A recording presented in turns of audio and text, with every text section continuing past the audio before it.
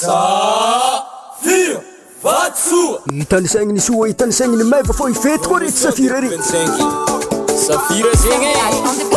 aza digna fô le 14 mars 2026 ho avy zany fety miaraka amin'ny promotion 2025 ety na hoe koa Safira amin'ny bloc 27 baka rendez-vous-ntsika amizay mazava ho azy zao ny fandaharam-potoagna amizay à partir de 20h fiara misakafo an'ireo promotion reo ary tsisy mitsoaka ie koa mbala tsy voky satria fô sakafo ny base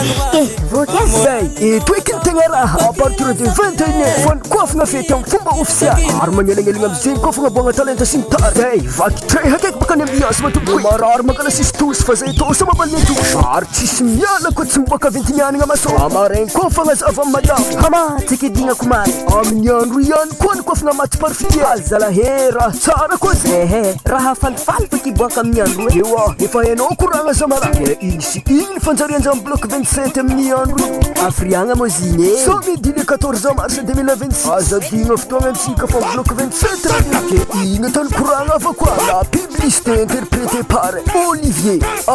zalaye